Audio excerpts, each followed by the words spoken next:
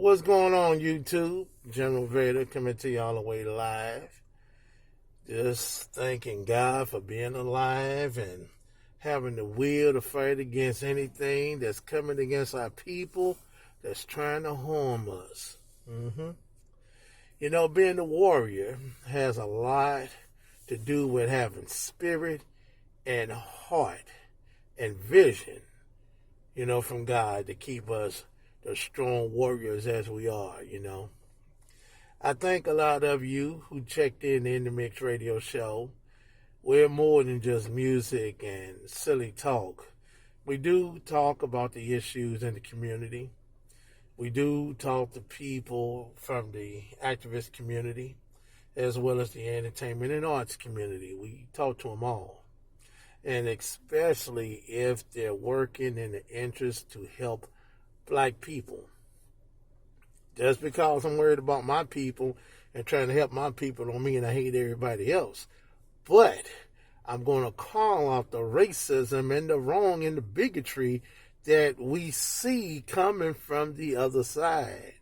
The dominant society and their buffer classes who are non-black looking people, and also the homegrown coons amongst our community, like the Roland Martins, the Joy Reid, the Angela Rise, the Jesse Lee Peterson, I did say Joy Reid, I hope.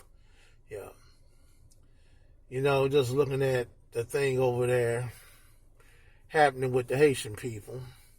And it's sad. It's sad to see. But a lot of them didn't see that coming. They thought they can just come over and be part of Team White Supremacy. Because we know majority of a lot of you Haitian people hate us. Just like a lot of immigrants from the African diaspora. The ones come over here with all that collar talk. Because a whole bunch of them over here. A lot of them have the streaming services shows showing the worst of our people. I think the World Star people, the Shade Room, Madame Noir, trust me, people, just because they look black like us and wear our uniform, that don't mean they're of us. They are anti-black to the core. The people like Lovey, Cynthia Erivo. Let me see who else. There's a lot of them I can name. You got a lot of them also up there in Hollywood. I think the one guy that played in the Fred Hampton movie, that dude said some greasy things about us. He was also on Saturday Night Live in a skit making fun of us taking the jab. I don't want to call it by his real name, but they will pull our accounts. I don't know his name. I don't want to get his name mixed up because I know he was the same one that didn't want to deal with racism questions when they came up to him. Because the African people totally think they're total different, separate people from us. And when you hear them talking about we work hard, meaning that's a jab at us, meaning that we don't work hard. Black people were forced into slavery in this country and was forced to build this country and create wealth that white America enjoy right now. Now, the people, the different groups that went to war with this country, they can come over here with open arms and get financial resources. And then still they can reap the benefits of the civil rights movement and be protected under the law more than us. Yeah, Brother Tyreek did a broadcast called Biden's Remorse. And man, that brother, as usual, he hit another home run with that. You got a lot of them out here, Democrats, disappointed in what Biden is doing. The new black media told you guys way, way, way ahead of time. Even when Hillary was running. We unplugged her real quick. But we had a lot of Negroes just pushing that Joe Biden bandwagon. Roland Martin, Sonny Horston, Whoopi Goldberg, Joy Reid, the Tiffany Crosses, what's that dude named Mark Lamoise Hill? I did say Roland, right? Yeah, whole lot of them. And Roland been taking pop shots at the Brothers and Sisters, the Foundation of Black Americans. I was checking out Jason Black's broadcast last night. Big ups to Master Teacher Jason Black as usual. And he was playing some clips of Roland talking greasy to us.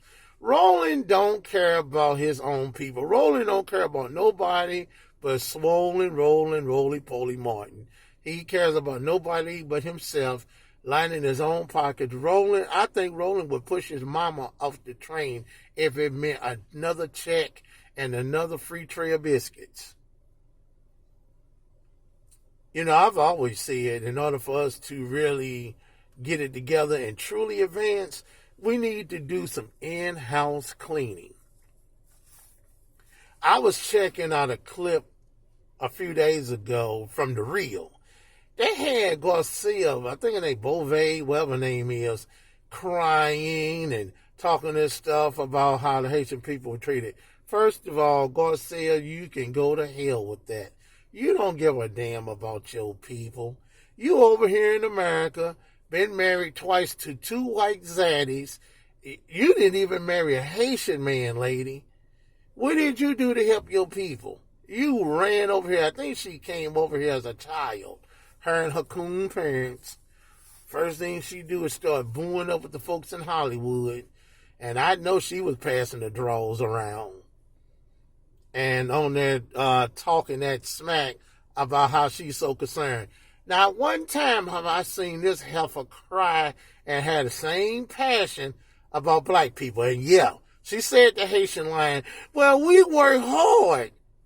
Heifer, black Americans work hard. And we know when y'all say that, y'all sending a signal to white supremacy saying, oh, we work harder than those niggas. No. Nobody on this earth went through what we went through. And we are still confronting and fighting white supremacy. Brother Tyreek was right.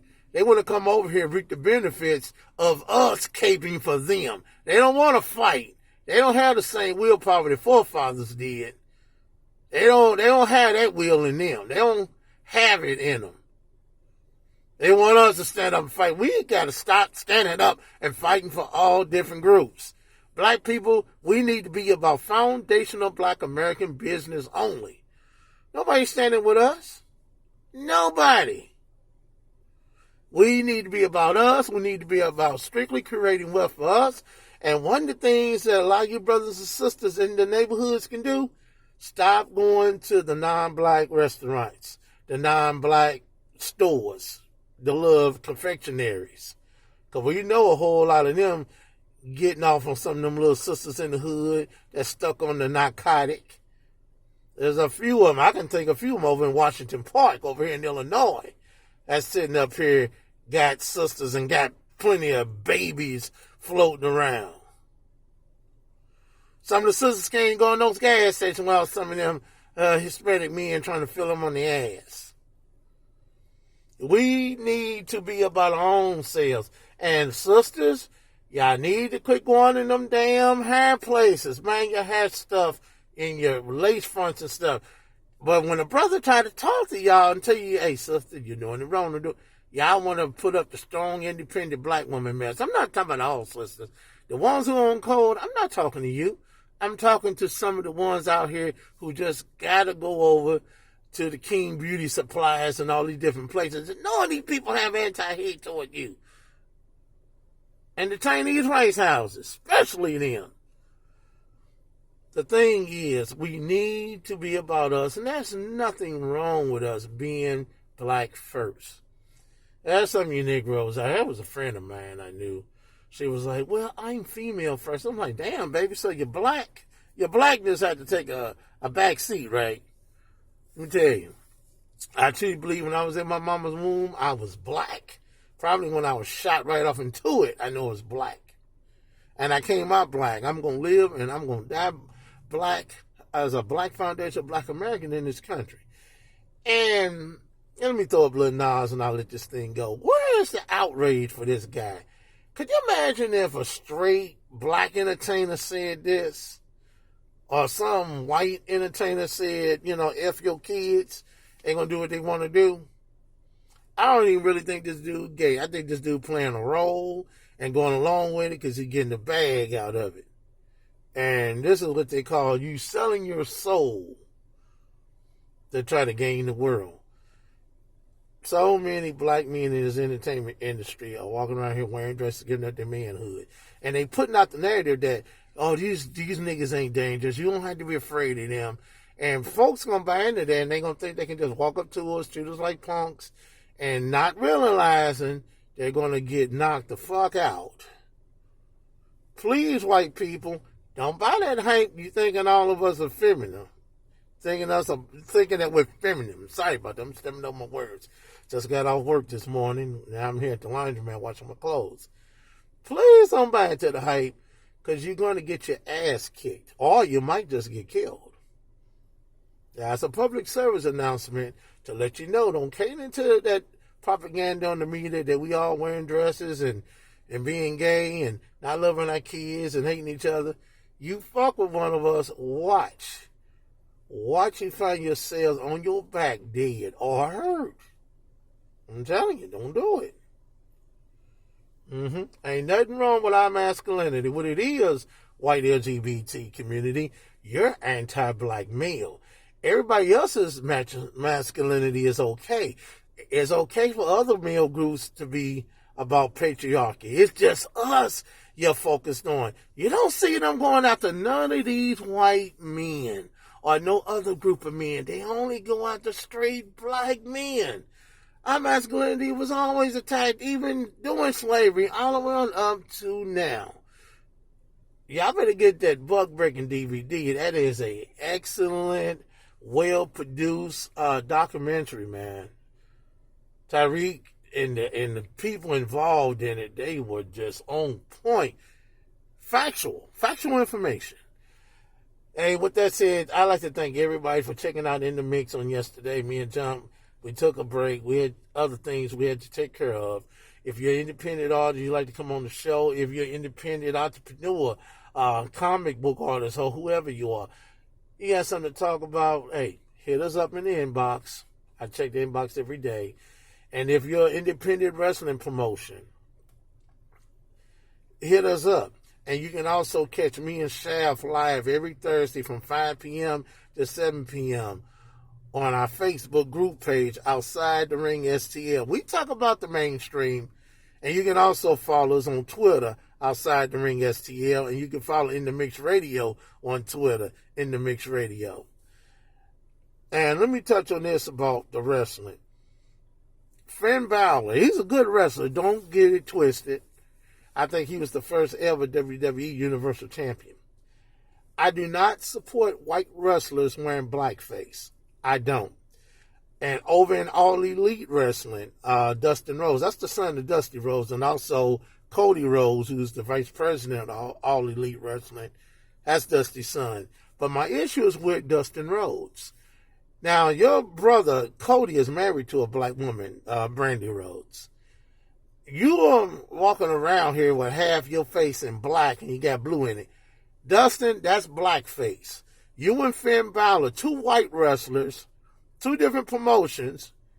Y'all need to cut this stuff out. And black people, we need to call our disrespect toward our people in any disrespectful form. We have a right to call it out. It's wrong. Finn Balor, I hope you lose against Roman Reigns and Extreme Rules. I'm assuming that's tonight.